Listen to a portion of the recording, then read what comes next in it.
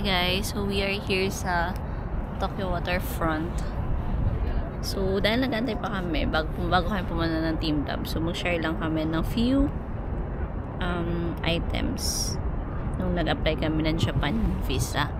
So to give you a quick background, so last year ba yun? Or 2023? Last year kasi from another company pa ako. Another company pa. Tapos pasa kami. So, nag-book na kami noon ng Japan airplane ticket, hotel, halos lahat na book na namin. Tapos, nag-apply kami ng visa sa Attic Tours. Tapos, nakuha namin yun sa promo sa Travel Expo ata yun. So, parang 50%.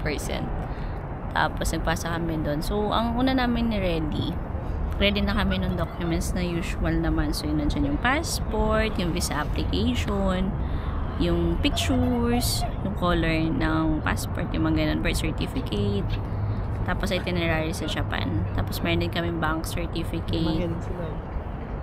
Meron yun. May bank certificate kami, yung tax, yung BIR 2316. Pero yung BIR 2316 ko during that time, dalawa siya. Kasi from one company, parang January to August, tapos yung isa August to December. Hindi lang. So, sabi namin doon sa Attic Tours. Sa Attic. Sa agency na lang. Sabi namin na na putol yan. Putol siya. So, gagawa kami ng cover letter to explain na dalawa siya, na ganyan, nag-resign ako from previous company. So, kaya dalawa siya. Pero sabi nung kausap namin yung staff, sabi niya no need na daw. So, sige. Pinasa niya yun and whatsoever. To cut the story short. Tinanggal yung lumang RTR. Tinanggal niya, which is yun yung mas malaki. Kasi January to August yun yung isa 4 months lang. So, to cut the story short, pumasa siya. Approve siya. Ako deny. So, ang ginawa namin noon, syempre very yun, kasi ready na nga kami. So, namin pumunta ng Japan. So, pagkapunta namin doon, hindi kami makapaniwala. So, gumawa kami ng second. Marami kami nakita sa TikTok. And mga Facebook din po. So, parang yung iba nagre-retry agad.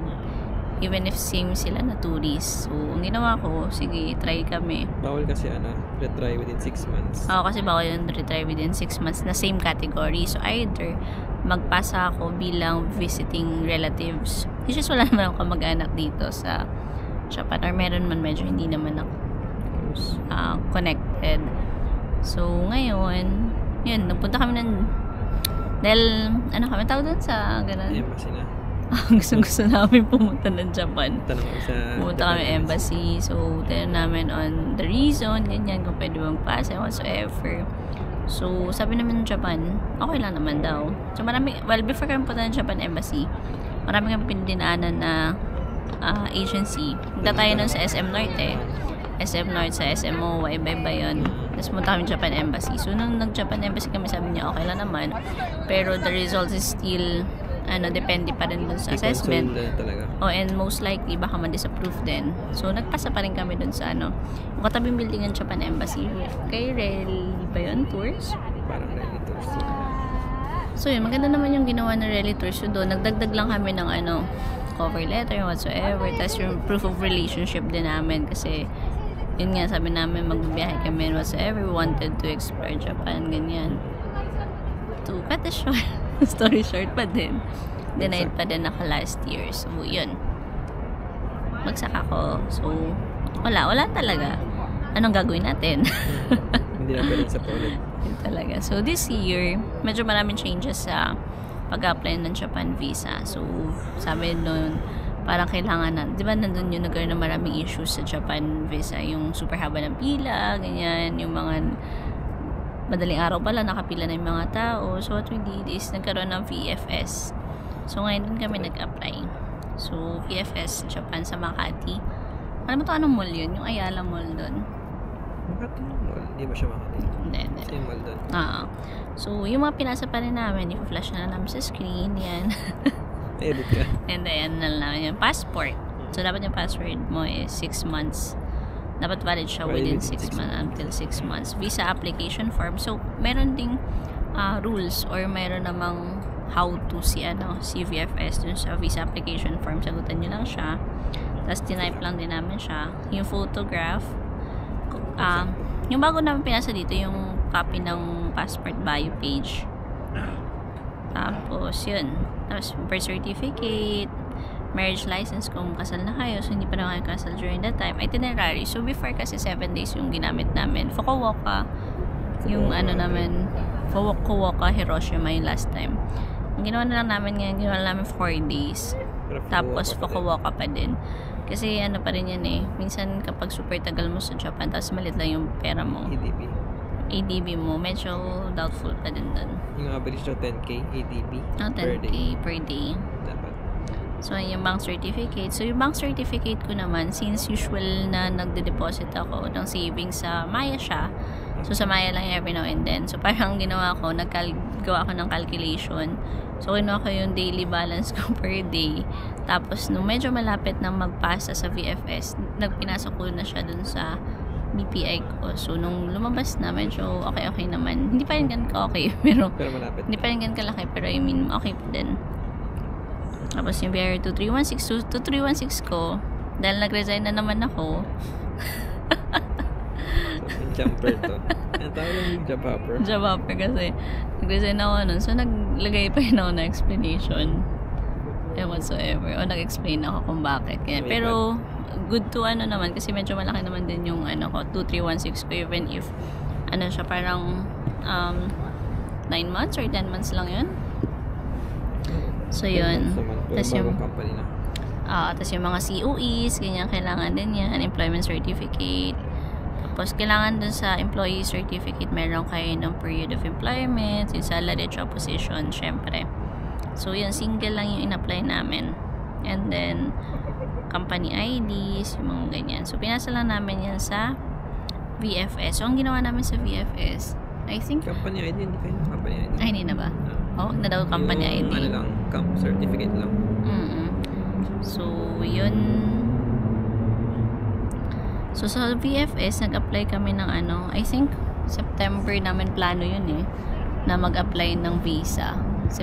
August pa lang ata, or September. Nagkukulita kami ng requirements. Sa September namin plano ipasa. However, nung nag-apply kami sa VFS, walang available slot for September. So, parang a month after pa nagkaroon. So, nag-apply kami September and then October siya na-schedule, October 15. Pero, yun, ang available lang is in the regular. So, naka-na-miss yung premium lounge. So, kasi diba yung regular na siya, 500 something lang yung regular application. Pero ang sa amin, parang 5,000 for 2. So, parang 2 to 7 each. Oo, 2.5 to 2.7 yung lounge. Pero wala na tayong choice kailan natin kunin. So, ano ang laman ng lounge? Oo, ang lang dun sa lounge, ang ginawa namin dun sa VFS. So, before yun, di ba September to October, so pinalaki natin yung ADB natin. Tapos parang a week after before, nung VFS, dun tayo kumuha ng mga requirements sa bangko. So, para mas mapaganda yung Pero walang bilang din yung lounge yun. I mean, wala namang pila. Noong time kasi na yun, ang schedule natin 10 a.m. Tapos dumating kami doon mga 8. So, nung 8 kasi wala nang mga pila, wala nang tao. So, ang una kasi yung schedule, doon, pila kayo doon sa labas, i-check na, first check na yung tao ng staff nila. So, check na kung ano yung complete yung requirements or whatsoever. Sa amin naman wala naging questions. Okay. Tapos, maya-maya, pinasok din kami sa loob, sa lounge. So, sa lounge, may Nespresso lang sila, coffee. Tapos, may biscuit, no? Na binigay. Biscuit. So, yun. Tapos, nakaupo. Tapos, dinouble check ulit nung staff dun sa loob. Tapos, process na. Tapos, tatanungin ka lang if for delivery. Kasi kasama sa lounge yung, premium lounge, yung delivery, yung mga copies. Kung may mga Xerox kayo, pwede pa. Tapos, pwede rin yung, on the day, i-repasa mo yung, i-resubmit mo yung mga files pag may kulang ka. Kunwari na wala kang PSA, kuha ka ng certificate, babalik ka lang. Pero pwede naman siguro yun, maski normal eh. Oo, pero I mean, hindi, may schedule ka kasi nun eh, may time slot ka eh. Ito kasi parang within the day ka lang makabalik ka. Yung kasi nagpapasa nun, parang nasabi na wala yung passport, wala yung birth certificate, pinabalik. Kaya yung kumuha sa taas, balik ka na lang. Eh, kasi mabilis lang. Mabilis lang kasi. Pag ganun. Wala, sabi ko lang yun. 2K, parang ano lang. Yan, 2K. Parang ano lang, double check lang. Yun lang yung double check at siya delivery. Pero wala kasi talaga kaming choice. Kasi wala nang slot eh. Parang sa VFS ata madalas, more on ano na, premium lounge na. Mayroon pa nga premium lounge plus eh. Premium plus plus, I think. Yung sa amin premium lang eh. So, yun. And then, after naman nun, parang within the week may mga SMS na parang napadala na nila dun sa embassy, meron dun na parang in process, ganyan. May text, di ba? Pero pwede naman silipin dun sa actual na ano. Pero pwede rin sa website ata nila. Refresh lang. So, yan. And then nung na-deliver na, sinabi na nakabalik na dun sa sa embassy, nag-wait kami ng 2 days for the delivery ng courier. So, doon medyo na siya.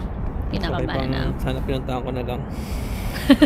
Punta ka rin on the day eh. Kaya napuntahan kasi para makuha na. Pero yun, Bubuk din pa tayo. nag-wait kami ng 2 days. And then pagdating dun sa kanila, hindi na siya makapag-wait na dalawa kaming So sabi ko, sige, buksan mo na, nasa office pa ako nun. So yun, nag-success naman kami, nag-approve kami. So yun, nag-approve na kami. Ito naman this time, since masyado na kami natakot nung una. So hindi kami nag-advance booking sa anything. So parang October yun, di ba? October 15 tayo nag-apply. Pero mga 23 natin nakuha yung result. So kailangan namin mag-book ng anything. So ngayon, kasi kasal namin ng November 15. Ang travel date na tinitingnan namin, plano namin is yung after. So 15, 16, 17. Tapos a week. Kasi yun yung slot namin for the VLs. So yun yung tinignan namin. So kumuha na siya ng flight na walang Cebu Pacific. Tapos hindi rin siya nakikinig sa akin na na kumuha na tayo ng rooms kasi pwede naman i-cancel yung mga rooms. Kasi mahal yung rooms eh. So magkano yung flight mo for 2? 30, which is super mahal kasi nung Cebu Pacific 8K no, balikan na yun, 'di ba? Piece of fare 8K, dalawa na. So lugi, parang isipin mo yun, last time naman namin na 8K na-refund yung akin kasi ako yung deny. Kasi yung na-deny i-refund yun eh. So dapat kumuha pa rin tayo, either talong kung 8K na deny tayo parehas, 8K lang na wala. Worst, hindi, mas okay na ma-deny pareho kasi babalik yung buong 8K. Yeah. Worst case talaga kalahati lang babalik. 4K. Yun nga. Diba? So better pa din. Hindi ko alam sa inyo kung willing kayo i-risk yung pamasahe nyo. Pero kasi sa akin, dahil malapit nga yung travel, syempre 3 months kasi yung 3 months na yun, super mahal na nung tickets nun eh. Tsaka ang malala din ito kasi is yung timing na ng haba ng pipila ka sa yung VFS kasi ngayon medyo mahirap na din eh. I think mahirap na din. So, kailangan mo na din i-consider yun. Tapos, yun yung hotel namin dito. Parang for 7 nights. 30K din. So, medyo mahal din kasi malapit na. Lahat mahal. Pati pagkain mahal. Pati food. So, yun naman. Yun yung namin. Pero, if you wanted for us, parang siguro sa next time, pwede tayo mag-book in advance. Kasi mas, ma-deny ka man or what. May babalik naman eh. I mean, email nyo lang si Hindi ko alam customer support sa Hindi naman alam kung practice talaga ni Cebu Pacific pero kami nung una in-email lang natin, diba? Tapos may proof lang tayo na na-deny ako. So kung kunwari customer support lang yan. Customer support. So kung kunwari na ako yung na-deny tapos may luggage akong kasama, lahat yun mababalik. Pero kung kunwari, ang nangyari kasi sa amin, siya yung nasa kanya yung luggage, ako yung na-deny. So yung ticket ko lang talaga. So yun lang naman. Kaya sa'yo ko nilalagay na ngayon lagi yung luggage. Kaya yun. I think yun, may mga tips ka pa ba na naisip? May tips ka pa ba na naisip? Para sa pag-application? Sa visa application sa Japan. Huwag kayo mag-premium pag may choice naman. Huwag kayo mag-premium kung may choice naman. Kaya naman. Unless, slot lang talaga. Oo, slot. Medyo mahal. Pero yung pila, pero yung iba 590 Isa pa din pila yun eh. Pero nagkataon kasi nung time na yun, walang pila at the same time. Kaya maaga kami, 8 kami, diba? Parang 9 tapos na tayo eh. 9. Pag umaga. Pinasok na tayo. Mas konti lang din yung check ko lang kung saan. Kasi alam ko dun sa ibang part na VFS. Punuan. Pero yung napuntahan kasi namin, ang dami pang slot. Medyo mahirap din yung pagkuha dun sa VFS ng slot. Kasi parang kunwari pipili ka ng date, available daw siya. Pero pag nandun ka sa third step, parang babalik at babalik ka. Yeah, Japan Makati siya. So, yung mall lang isa, Ayala, yun pala sa Circuit. Ayala Circuit. So, yun guys, yun lang naman ang aming tips for quick tips for Japan. Tips ba? If may mga questions kayo, feel free to message us down there. Bye-bye. Tingnan nyo to guys. Punta na kami sa train. Doon yung train station. Bye-bye.